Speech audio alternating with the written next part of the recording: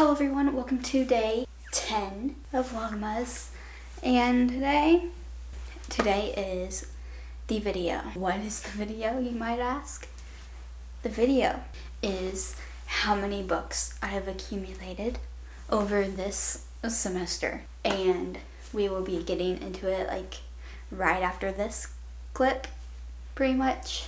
But I have to say that the accumulation haul was filmed a couple weeks ago, but the intro and maybe outro, I might refilm an outro, but it's filmed the day before.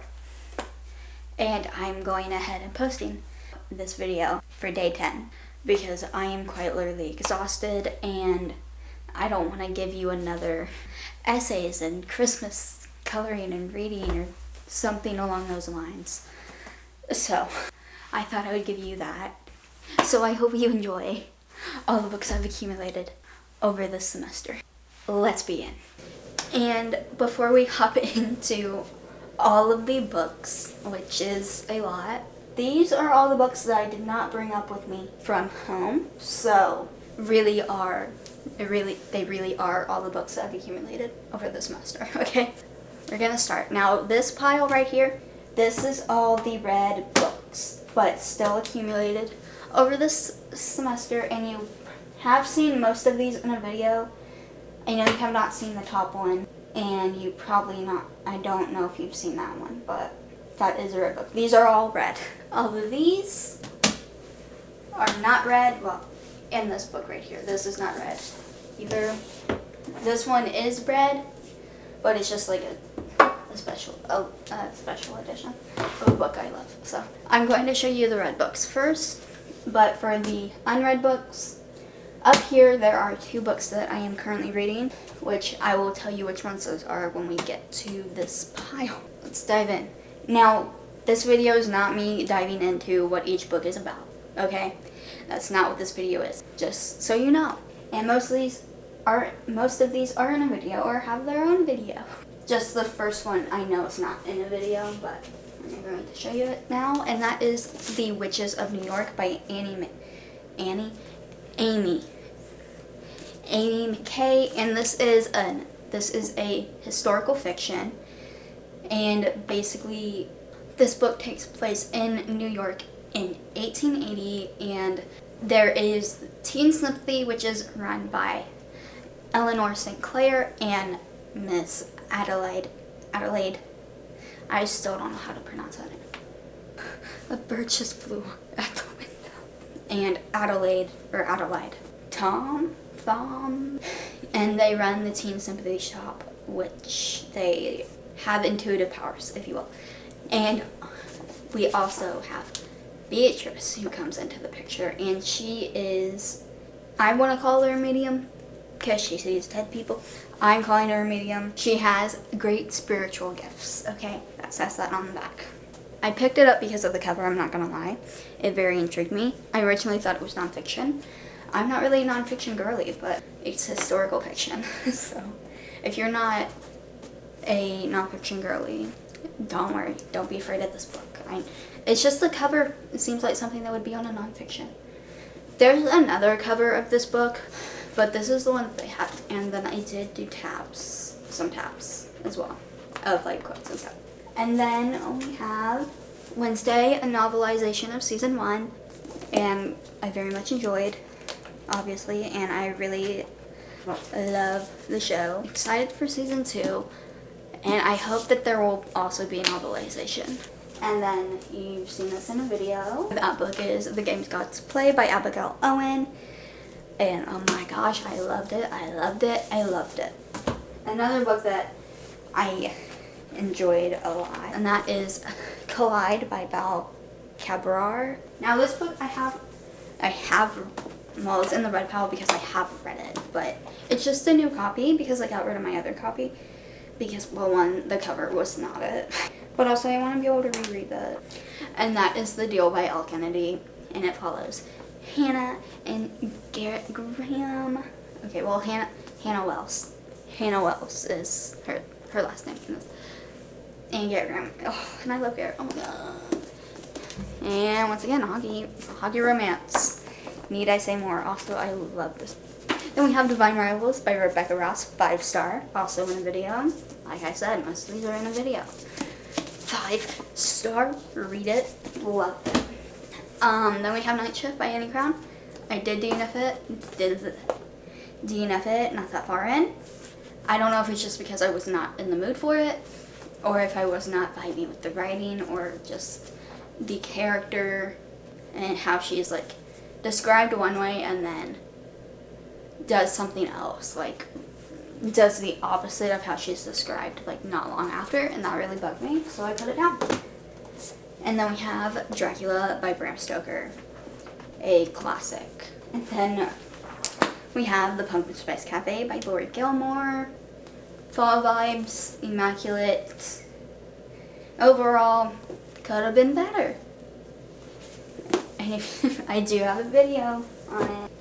And then another book that I really enjoyed, which was in that same video as The Pumpkin Spice Cafe, but just didn't have as much airtime just because I was so into it and kind of forgot I was filming. And that's The Crescent Moon Tea Room by Stacy Savinsky, and it follows 3 sister witches and they are triplets, and it's so cozy and perfect for fall. Another book that I did enjoy is Phantasma by Kaylee Smith, and I'm excited for the next book. Right. Now, this next book I unfortunately cannot say I had positive thoughts about, unfortunately. And that's Bewitched by Laura Thalassa. It's in a video. Yeah, it wasn't for me, sadly. And another book that wasn't for me that I read for Halloween, even though it's not like a horror book or a thriller of any sort, but it's a little weird to me, so. And that's The Step-Sibling Romance, My Fault by Mercedes Ron. Now this is the English translation. No, let's stop doing the step-sibling romances, please. And I will be unhauling this book after I do my year wrap-up. So, gorgeous cover. It is a gorgeous cover. Not so gorgeous content. And then I got the collector's edition of Lilac. So excited. Oh, it's so beautiful. I'm not taking it out fully just because I just don't want to take it out fully right now, obviously. And I did a reread of that and enjoyed it. And rating went up a little bit. And then obviously Nightbane, a 5-star as well. And again, another reread. And this is a different edition from my OG copy, the hardcover, because it had it's a limited collector's edition, and it has an exclusive excerpt from Skyshade, so had to pick it up. And then we have Skyshade, which I was surprised that I rated it a 5-star, but I enjoyed it so much, and it was, oh my goodness, twists and turns. And there is going to be more, which I'm excited about, though I did really wish that she would have finally picked someone to be with, but I digress. I'm so excited to have more of that world. And then I have this copy of Alice's Adventures in Wonderland and Through the Looking Glass by Lewis Carroll. And that's all that this is Alice in Wonderland. I'm just saying Alice in Wonderland, okay? And Through the Looking Glass. And then I also got The Book of Tarot, A Spiritual Key to Understanding the Cards by Sahar Hanidi Palmer. I don't know how to pronounce it. That part, the hyphenated last name. I apologize, but I find tarot interesting, so. And I'm going to learn more about it, but also because a project I have might involve some stuff like that, so. Okay, now to the unread books / currently reading books. Now, the first currently reading book is When Horror Was Here by Dustin Thal, and I'm very much enjoying it. And I know it's going to make me cry at some point. Now I'm going to show this next book, which is technically a second book of a series, but it's because I'm currently reading it and I want to go the sections, okay? and that is Catching Fire by Suzanne Collins, and this is book 2 of the Hunger Games trilogy or series. I'm calling it a series, even though like the first 3 are technically a trilogy, and then there's like a prequel, and then the one that's coming out next year. But they're all in the same world, so I'm calling it a series and not just a trilogy. I'm reading them just now for the first time. I know. But listen, I'm just not that drawn to dystopian. At least I never was. Like I said, I've never really been drawn to dystopian unless there was like a good amount of sci-fi elements. Or like a fairy tale retelling kind of vibe, which I am going to say that the Lunar Chronicles by Marissa Meyer are dystopian in a way. Anyway, next book is The Hunger Games, which I finished, or else I wouldn't be reading Catching Fire. And I did cry. Let's put it that way. I did cry at moments that I knew were going to happen because I watched the movie. But I still cried. And then Mockingjay, which is the 3rd book. And can I just talk about how gorgeous this blue is? And this is technically the final book of the trilogy. But like I said, since there's more books in this world, well, one that's out and then one that's coming out next year, which I'm so excited for because it's Haymitch's story. And then another one that I do hope to finish before, next year is The Ballad of The Ballad of Songbirds and Snakes. I mean, it's a Hunger Games novel, obviously, but this is like a prequel to the trilogy. And I did get the copy that has this cover just because it fits better these. So, okay, now we have some Christmas books. First one being The Holiday Honeymoon Switch by Julia McKay. And this is what it looks like. Basically, 2 best friends who are like so in sync that they even look alike. And they swap places, basically. And obviously there's romance involved. There's romance. You see that? Romance. And then Make the Season Bright by Ashley Herring Blake. 2 exes find themselves stuck at the same house for Christmas. We have How My Neighbor Stole Christmas by Megan Quinn. Couldn't tell you anything about it other than the title. And that is an homage to the Grinch holding an ornament. Anyway. Except this one is a human hand holding an ornament. And then this one I'm also excited about, and it's an Alice in Wonderland retelling. It's Off With Their Heads by Zoe Hannah Mikuta. If it's Zoe, I'm sorry. But I read that as Zoe. If it's not Zoe, let me know. And it's an Alice in Wonderland retelling. And I love Alice in Wonderland and all things retellings. I am at chapter 3 because I did technically start it as soon as I got it. And then we have The Striker by Anna Huang. Shocker. Book 1 of the Gods of the Game. The Gods of the Game series. And this is the Barnes & Noble edition. Because 1, it was surprisingly a little bit cheaper than the normal edition. But also it has special content. Why would I not get the special content edition? And it has like a cute little image. Anyway. And then we have some more Anna Huang. And that's If We Ever Meet Again, book 1 of the If Love series. And they do have sprayed edges, which that's kind of bugged me. Because they're just normal editions. They didn't really need the sprayed edges. But regardless, beautiful cover though. Can't really tell you what it's about. And then book 2 of that series, of the If Love series, If the Sun Never Sets. There are 2 other books, but I didn't get those. Yeah. And then I picked up the 3rd book of the Red Queen series, King's Cage by Victoria Aveyard.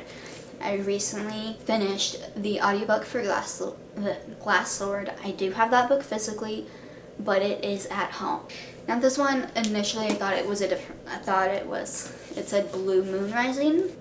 No, it's Bull Moon Rising by Ruby Dixon. Now, see, obviously, if it being Ruby Dixon, I should have known that it wasn't going to be normal. She wrote, Ice Planet Barbarians. I've only read book 1, but I do want to read the others at some point. Because I don't mind alien romance. But I draw the line. That's where I draw the line, okay? Though this is a Minotaur romance. Yes, you heard that right. This is a Minotaur romance. The cover is gorgeous, I'm not gonna lie, and the sprayed edges are also gorgeous. And this is just a normal edition that I picked up at Walmart, so why has it got the sprayed edges? I don't know. I mean, to each their own, you know. I'm not gonna... But, I mean, if Ice Planet Barbarians was good, at least the first book, from what I remember, that's the only book that I read, I'm just intrigued to see where it goes.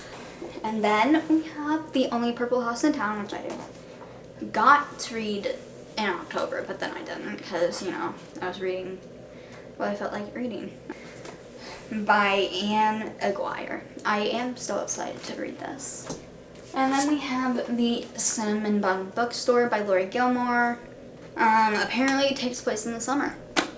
I just hope I like it a little bit more than the first book. And then this book I also got for October, but you know, I can read it anytime, it's fine. And that is Long Live Evil by Sarah Reese Brennan. I've heard great things about this book. I just haven't been in the mood to read it yet. And then we have book 2 of The Letters of Enchantment, so Ruthless Vows by Rebecca Ross. Now we're on to the final stack, okay? Now we have The Most Famous Girl in the World by Amand Hariri Kia. Now I apologize if I pronounced the last name wrong. And I picked this up when I picked up The Witches of New York.